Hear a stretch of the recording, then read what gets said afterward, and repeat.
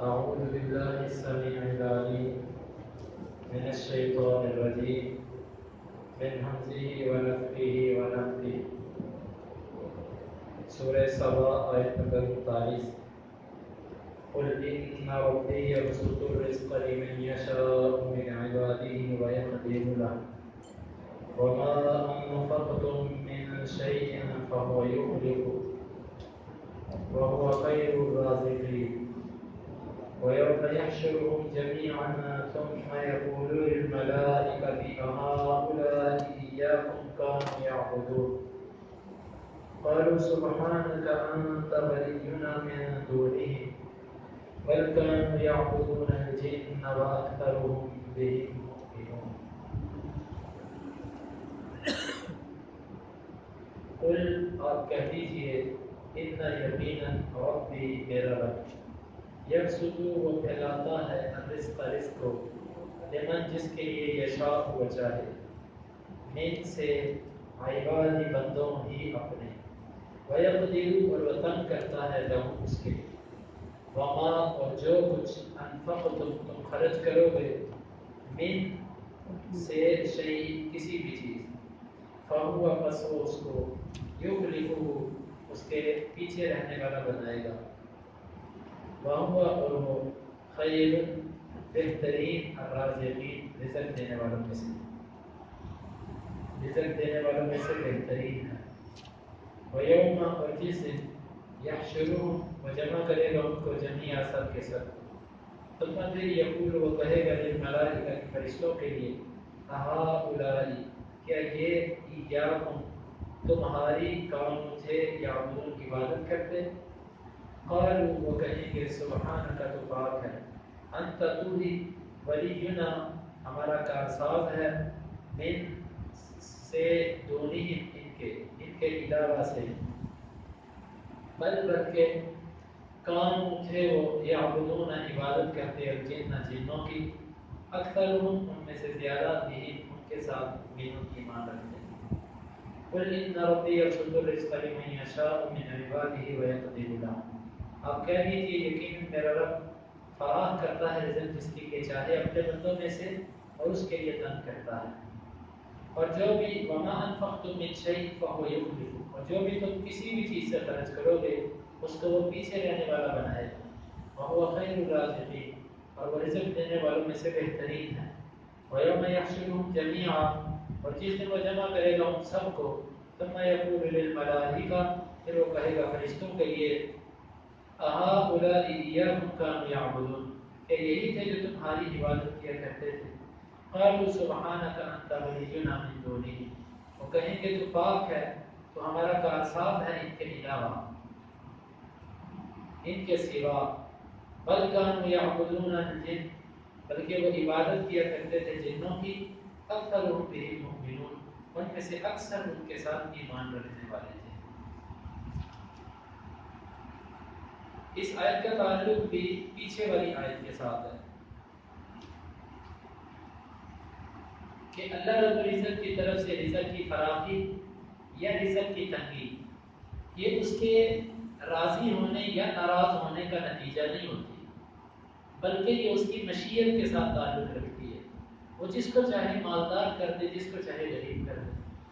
نبیوں میں سے کچھ ایسے انبیاء گزرے ہیں کہ جس طرح کہ حدیث کے اندر آتا ہے کہ وَمِنْهُمْ مَنْ يَقْتُلُهُمُ الْجُوعُ أَوْ كَمَا قَالَ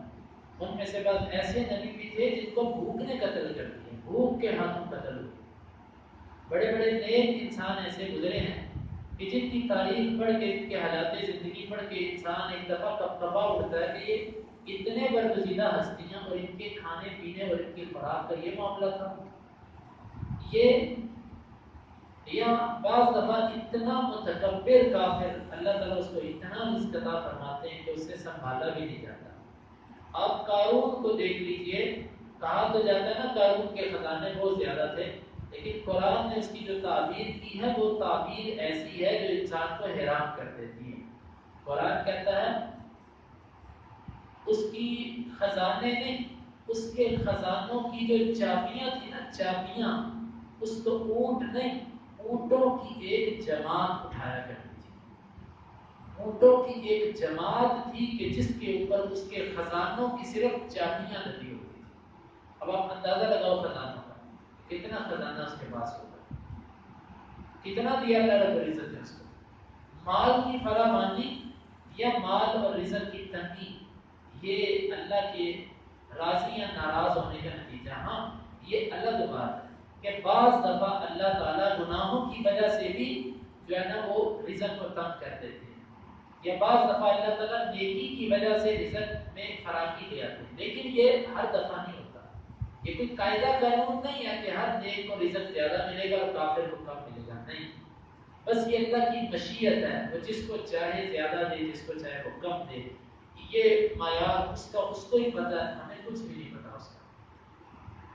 تو فرمایا کہ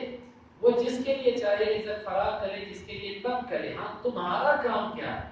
وَمَا أَنفَقْتُم مِّن شَيْءٍ فَهُوَ يُخْلِفُهُ. تم سنو، اگر تمہارے لیے رزق فراخ ہے تو تم جو بھی اس کے راستے میں خرچ کرو گے وہ اس کو کبھی ختم نہیں ہونے دے گا، بلکہ اس کو وہ باقی رہنے دے گا، اس کو وہ باقی رہنے دے گا. فَهُوَ يُخْلِفُهُ. بس وہ اس کو تمہارا نائب بنا کے رکھے گا، تمہارا صدقہ جاریہ رہے گا جو تم نے اپنے ہاتھ سے خرچ کر دیا. حدیث کے اندر آتا ہے کہ جب انسان فوت ہو جاتا ہے اس کے سارے اعمال ایک دفعہ رک جاتے ہیں سوائے 3 اعمال کے. وہ 3 اعمال کون سے ہیں؟ علم ينتفع به، وہ علم جو وہ لوگوں میں پھیلا گیا اور لوگ اس کے علم سے نفع حاصل کر رہے ہیں. اور دوسرا صدقہ جاریہ، اس کا وہ صدقہ جو اس نے اپنے ہاتھ سے جاری کر دیا، اس کا اجر باقی ہے. اور تیسرا ولد صالح يدعو له، اس کی وہ نیک اولاد جو اس کے لیے دعا کر رہی ہے. جس اولاد کی تربیت کر کے دنیا سے مرا، اب وہ اولاد اس کے لیے دعائیں کر رہی ہے اور اس نیک اولاد کی دعاؤں کا صلہ اس کو آگے مل رہا ہے. یہ اور جو بھی تم خرچ کرو گے اللہ کے راستے میں وہ اس کو باقی رکھے گا، ختم. اور اس کے کئی مطلب ہیں. ایک تو یہ ہے کہ اس کی نیکیاں باقی رہیں گی، اور دوسرا اس کے یہ بھی مطلب ہے کہ اللہ اس تمہارے مال اور رزق کو بھی باقی رکھے گا. رزق سے تمہارا مال ختم نہیں ہونے دے گا. جس طرح کہ آپ صلی اللہ علیہ وسلم نے فرمایا تھا انفق انفق علیک، اللہ تعالیٰ فرماتے ہیں کہ تو خرچ کر، تیرے اوپر بھی خرچ کیا جائے گا. اور اسی طرح آپ صلی اللہ علیہ وسلم نے فرمایا کہ اپنی ایک بیوی سے فرمایا تھا کہ لا تعی فیعی اللہ علیک، تو اللہ کے راستے میں گن گن کے نہ دے، پھر اللہ بھی تجھے گن کے دے گا. گن کر نہیں دینا تمہیں اللہ کے راستے میں، وافر مقدار میں اللہ کے راستے میں خرچ کر. وما انفق وهو خیر الرازقین، اور وہ رزق دینے والوں میں سے بہترین ہے. انسان خرچ کرنے سے ڈرتا ہے کہ اس کا رزق کم ہو جائے گا. فرمایا کہ تم کس کے راستے میں خرچ کر رہے ہو؟ اس کے راستے میں خرچ کر رہے ہو جو رزق دینے والوں میں سے بہترین ہے. تو پھر تم ڈرتے کس بات پہ ہو؟ تمہارا تعلق اتنا مضبوط ہستی کے ساتھ ہے، تمہیں ڈرنا نہیں چاہیے. وَيَوْمَ يَحْشُرُهُمْ جَمِيعًا، اور جس دن وہ ان سب کے سب کو جمع کرے گا. کن کو؟ ساری مخلوقات، مومنوں کو، کافروں کو، امیروں کو، غریبوں کو، ہر قسم کی جو اللہ کی مخلوق ہے اس کو وہ جمع کرے گا. ثم يقول للملائکہ، پھر وہ فرشتوں سے کہے گا أَهَؤُلَاءِ إِيَّاكُمْ كَانُوا يَعْبُدُونَ، کہ یہ لوگ یہی تھے جو تمہاری عبادت کیا کرتے تھے. وہ لوگ جو دنیا میں جن فرشتوں کی عبادت کرتے تھے، ان کو اللہ کی بیٹیاں کہتے تھے، یا فلاسفہ یہ فرشتوں کو کہتے ہیں کہ اللہ تعالیٰ نے 10 عقلیں پیدا کی، عقول اشرا، یہ انہیں بعض فرشتوں سے تعبیر کرتے ہیں. یہ سب کے سب کفریہ عقائد رکھنے والے، اللہ تعالیٰ فرشتوں کو سامنے کھڑا کر کے فرشتوں سے پوچھے گا کہ یہ تمہاری عبادت کرتے تھے؟ یہ سوال صرف فرشتوں سے نہیں ہوگا، یہ نبیوں سے بھی ہوگا. ہر نیک انسان یا برا انسان جس کی عبادت ہوتی رہی ہے، قیامت کے دن اللہ تعالیٰ اس معبود کو ایک دفعہ اپنے سامنے کھڑا کر کے پوچھیں گے کیا یہ تیری عبادت کرتے تھے؟ بتا، تو معبود بنا ہوا تھا دنیا میں؟ حتیٰ کہ انبیاء سے بھی پوچھا جائے گا، پھر نبی بھی اس کا جواب دیں گے کہ اللہ ہم نے تو نہیں کہا تھا. تو یہاں پر اللہ تعالیٰ فرشتوں سے پوچھیں گے کہ یہ تمہاری عبادت کیا کرتے تھے؟ کیونکہ دنیا کے اندر کوئی فرشتوں کو اللہ کی بیٹیاں کہتا، کوئی کچھ کہتا، کوئی کچھ کہتا. قالوا سبحانک انت ولینا من دونہم، وہ کہیں گے تو پاک ہے، تو ہی ہمارا کارساز ہے ان کے سوا، یہ تو کچھ بھی نہیں ہے. ہمارے مالک ہمارا کارساز بھی تو ہے، تو ہم ان کے معبود کیسے ہو سکتے؟ ہم تو خود تیرے محتاج ہیں، تو ہم ان کے معبود کیسے بن گئے؟ بل کانوا یعبدون الجن، بلکہ یہ تو شیاطین کی عبادت کیا کرتے تھے۔ جن سے مراد یہاں پر شیاطین ہے، کیونکہ جن کو جن اس لیے کہتے ہیں کہ جن اس ذات کو کہتے ہیں جو آنکھوں سے چھپی ہوئی ہوتی ہے، چھپی ہوئی چیز کو جن کہتے ہیں، یہ اس کا معنی ہے۔ اسی لیے ماں کے پیٹ میں جو بچہ ہوتا ہے اس کو عربی زبان میں جنین کہتے ہیں، جنین، چھپی ہوئی چیز۔ یہ جن لفظ اس سے نکلا کہ جو چیز آنکھوں سے اوجھل ہوتی ہے، تو شیاطین بھی انسانی آنکھوں سے اوجھل ہوتے ہیں، نظر نہیں آتے، اس مناسبت سے شیطانوں کو بھی جن کہہ دیا جاتا ہے۔ بلکہ یعبدون الجن، اللہ یہ تو ہماری عبادت کرتے ہی نہیں تھے، یہ تو جنوں کی عبادت کرتے تھے، شیاطین کی عبادت کرتے تھے۔ یہاں سے معلوم یہ ہوا کہ اللہ کے سوا جو کسی کو بھی پکارے، کسی ولی کو پکارے، کسی نبی کی عبادت کرے، کسی اور بزرگ کی کرے، کسی قبر کی کرے، یا کسی درخت کی کرے، یا کسی پتھر کی کرے، یا کسی چیز کی عبادت اللہ کے سوا کرے، در حقیقت وہ اس ولی کی عبادت نہیں کرتا، نبی کی عبادت نہیں کرتا، وہ شیطان کی عبادت کرتا۔ فرشتے کہہ رہے ہیں، اللہ تعالیٰ نے اس بات کو قرآن مجید میں نقل کیا کہ قیامت کے دن ایک لوگ اللہ کے فرشتے یہ کہیں گے اللہ یہ ہماری عبادت نہیں کرتے تھے، یہ تو شیطان کی عبادت کرتے تھے۔ وہ کیسے؟ کہ شیطان ان کو کہتا تھا کہ ایسے کرو، اور یہ اس کے کہنے میں ویسے ہی کر دیا کرتے تھے۔ ہماری تو انہوں نے مانی کوئی نہیں، ہماری انہوں نے عبادت کہاں سے کی؟ اور حقیقت ہے یہ دنیا کے اندر ہر مشرک، ہر بدعتی در حقیقت وہ شیطان کا پیروکار ہے، شیطان کے طریقے پہ چلنے والا ہے، اسی نے ان کے رسے جو ہے ٹیڑھے کر دیے۔ اللہ یہ تو ہماری عبادت کرتے ہی نہیں تھے، یہ تو شیاطین کی عبادت کرتے تھے۔ اکثرهم بهم مؤمنون، اور ان میں سے اکثر تو وہ تھے جو ان پر ایمان رکھتے تھے۔ کیا مطلب اس آیت کا؟ مطلب کچھ تو وہ تھے کہ جن کے ذہنوں کے اندر ابلیس نے یہ وسوسہ ڈالا ہوا تھا کہ یہ جو ہے نا وہ